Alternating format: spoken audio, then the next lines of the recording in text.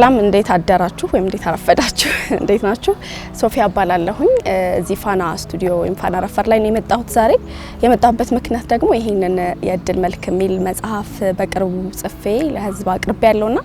እሱን ለማስተዋወቅና ስለሱ አንዳንድ ነገሮች ከሀረጋ ለማውራት ነው የመጣሁት ከልጅነት ጀምሮ ማንበብ የተለያዩ ጽሁፎችን ክረምት ላይ ማንበብ አባቴ መጽሐፍ ያመጣልኝ ነበር ክረምት ላይ ሰው እነሱን በማንበብ ያው ብጽፍ አይነት ስሜት አለኝ ካምፓስ ግቢ ያለሁኝ መጽሔት ላይ ምናምን ጽፍ ነበር ከዛ ሶሻል ሚዲያ ላይ ደግሞ ከገባው በኋላ ሶሻል ሚዲያ ላይ የተለያዩ ሰዎች መጽሁፍ ላይ ብዙ ጸሐፊዎች ነበሩ ቀደም ብለው ይጽፉ የነበሩ ሶሻል ሚዲያ ላይና እነሱን ተከትለን የሚሰማንን በመጽሐፍ የሚሳሰሉ ነገሮችን በመጽሐፍ ቀጠልኩኝ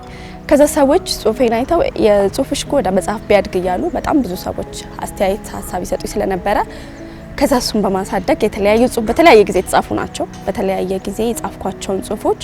አሳድጌ ወይ ደግሞ እንደ አዲስ የጻፍኳቸው የጨመርኳቸው አሉ እነሱን ጨምሬ በመጽሐፍ መልኩ ነው ያበረከትኩት ማለት ነው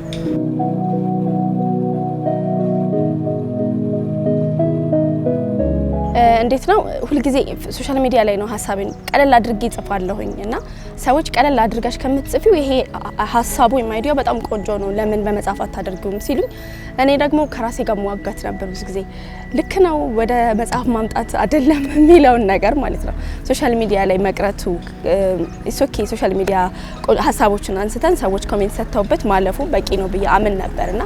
ሰዎች አይ ከዛ የተሻለ ነገር አቅማለሽ ሲሉኝ የተለያዩ ሰዎች ናቸው አንድ ሁለት የሚባሉ አይደለም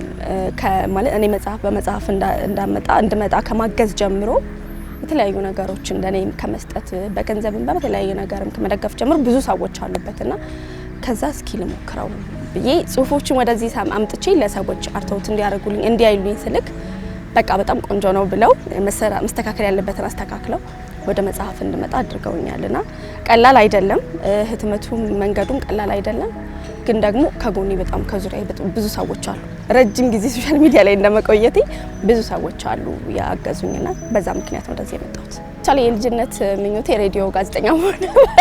ምናልባት በእኛ ጊዜ ብዙ እንትን የነበረው ሬዲዮ ነው የሬዲዮ ፕሮግራሞችን መከታተል ነውና የሬዲዮ ጋዜጠኛ መሆን ወይ ደግሞ መጽሐፍም አንዱ ምኞቴ ነበርና ሌላ ስራ ሌላ ለሙስ ገባ የሬዲዮ ጋዜጠኝነቱን ትቼው ጻፉ መጣሁኝ ወደ ጽሁፍ ላይ አተኮርኩኝ እንጂ የልጅነት ምኞትም ነበር አለው አባቴ እጇ መዳፋሽ ነው እሱ የስንቱ ልጅ ሲታደግ አንድ ሰው እንኳን እኔ ልጁን ቀና ነገር ሳያሳየኝ የኔ የልጅነት ጊዜ ያለቀ አባቴ ደግሞ እድሜው እየገፋ ሄደ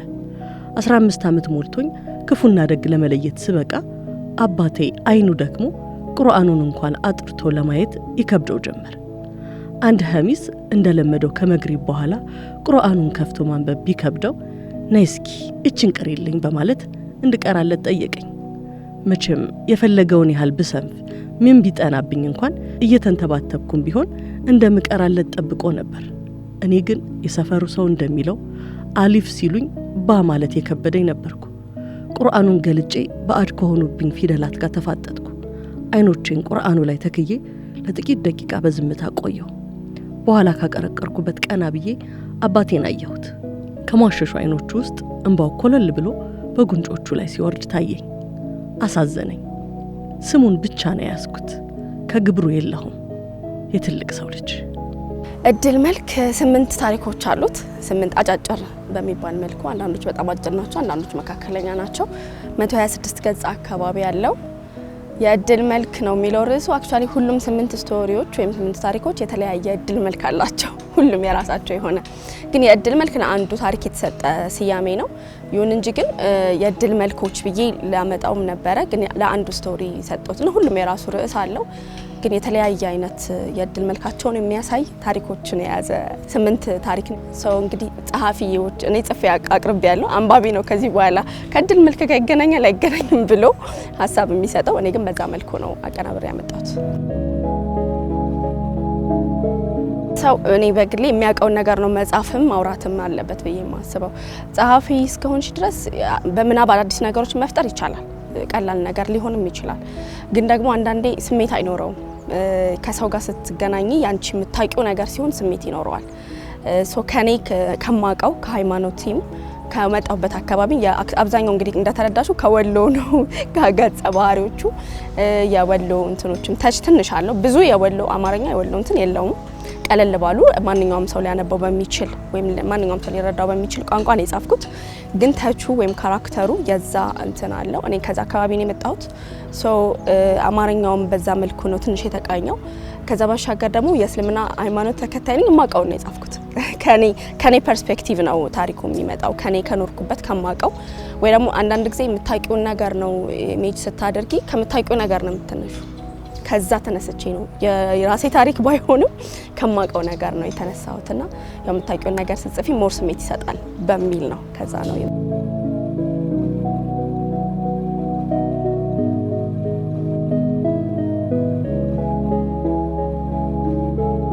በአባት እንደማደግ ያው በአባትም በእናትም እንደማደግ ሰው ብዙ ጊዜ የእናትን ካራክተር ብዙ እናቀዋለን መግለጽም አንችልም ብዙ ጊዜና የአባትን ነገር ብዙ አንገልጸውም ከንተና ከዛ አንፃር ያው ስቶሪው ላይ አንድ እንትን አለ አንድ አባት ሁሉ ጊዜ ልጁን ይዞ ሚኖር አባት አይነት ካራክተር ነው የገለጽኩት ያው ከኔም ከሌሎች ሰዎች መነሻ አድርጌ ነው የኔ ብቻ አይደለም የኔ የኖርኩበት እንዳልኩሽ ዙሪያ እንቃኝቼ የኔንም የሚመስል ያንቺንም የሚመስል የሌላም ሰው የሚመስል አባት ነው እዛ ላይ ያለውና ሰው ብዙ ጊዜ አባት እንትን አይገለጽም ብዬ ስለማስብ ከዛ አንፃር ነው የጻፍኩት ወይ ደግሞ እኔ የተገራሁት እንደዛ ነው መሰለኝ ሳላስበው ቀላል የሚመስሉ ነገሮች ላይ ትኩረት አደርጋለሁ በኋላ ላይ ከሰበሰብኩት በኋላ ነው እንደዛ እንደሆነ ራሱ ፊል ያረኩት ከዛ ግን እኔ ራሴ እየተገራው የመጣሁት ወይ ሊሆን ይችላል እንትን የሚገራልኝ ስጽፍም ሳነብም ሊሆን ይችላል አይምሮዬ ሲያስብም ተጠቃቀነ የሚመስሉ ግን ትኩረት የተነፈጉ የሚመስሉኝ ነገሮች አሉ በእኔ ውስጥ ሰው ማንኛውም ሰው የሚኖራቸው የዕለት ተዕለት ህይወታችን ላይ እንኖራቸዋለን ግን ቀላል ናቸው ግን ደግሞ የሆነ ነገር ጎድሏቸዋል ብዬ ማስባቸውን ነገሮች እኔ እንደዚህ እንደ ክሪቲክስ እንደማድረግ እንደዛ አይነት ነገር ውስጥ ላይ ሁሌ ትኩረት አደርጋለሁ መሰለኝና ሰው ሰብስቤ ስጽፍ ወይም ከጻፍኩ በኋላ ሳየው ኦኬ ይሄ ነገር ሳስቤውም ሳላስበው በዛ መልኩ ተቃኝቷል ብዬ እኔ ራሴን የገመገምኩት ካለቀ በኋላ ነው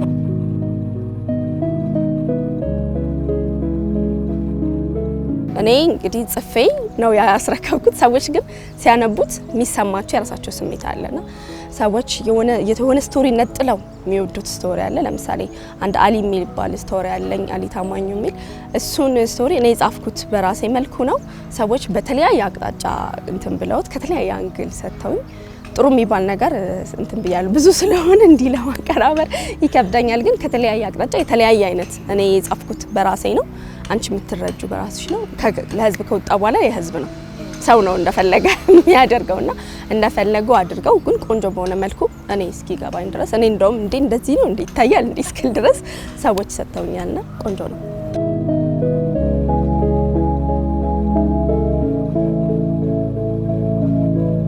የሚገርምሽ መጽሐፉን ጽፌ አሳተምኩት በራሴ ነው እንትን ያልኩት ከዛ በኋላ ከህትመት ሲወጣ ፌስቡክ ላይ ማስተዋወቅ አለብኝ አይደለ እኔ ብዙ ቤዝ ያለኝ ፌስቡክ ላይ ነው ሰው የሚያቀኝ ሶ ፌስቡክ ላይ ማስተዋወቅ አለብኝ ለሚወደኝ ወይም ለሚያከብረኝ ሰው ማሳወቅ አለብኝ በጣም ረጅም ጊዜ ቆይቻለሁ ለማስተዋወቅ ፈርቼ ከዛ ከራሴ ጋር ልክ ነው አይደለም መጻፌ ነበረብኝ አልነበረብኝም ከዙሪያ ብዙ ሰዎች አሉ አንብበው በጣም ወደውት ምናምን ነው ግን ለህዝብ ማቅረብ ቀላል አይደለም ነው ምልሽ ስሜቱ በጣም ይከብዳል እና ከወጣሁት በኋላ ግን ወይ እንኳን እንትን አደረኩኝ ምናምን አልኩኝ በጣም የነበረው እንትን ጥሩ ስለነበር ማለት ነው እንጂ ቀላል አይደለም ስሜቱ በራስሽ ጋር የምትታገዩ ትግል ያስፈራሻል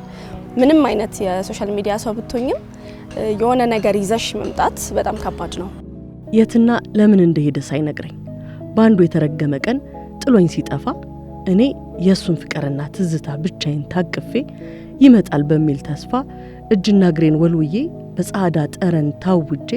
ጠበቅኩት ደጁን እያየው ከሩቅ የሚመጣ እጣን በትኩስ ቡና መዓዛ ተከብቤ ቡናውን ከተጣደበት ሳላወርድ ጠበቅኩት በእረፍት ቀኖቼ ካልጋ ሳልወጣ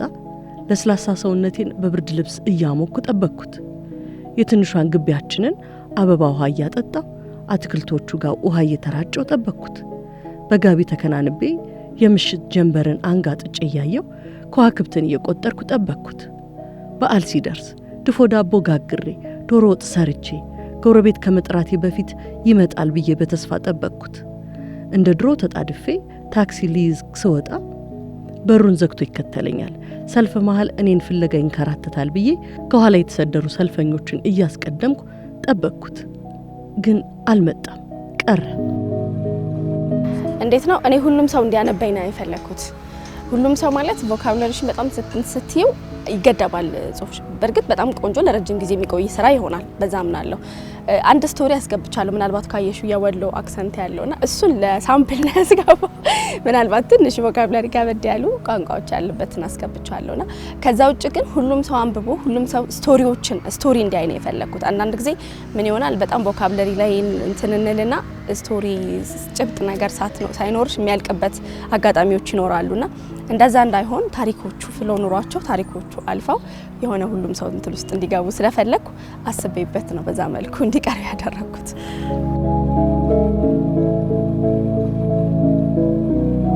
አይተው ጽሁፉን አይተው ምንም መጻፈኝ ራሱ ሳያዩ በቃ ጽሁፍ ልሰጣችሁ ነው እንደታዩት ስል ጀምሮ በቃ አንቺ እንትን ካልሽ እናስተካክለዋለን ምንም ቢሆን ካሉኝ ሰዎች ጀምሮ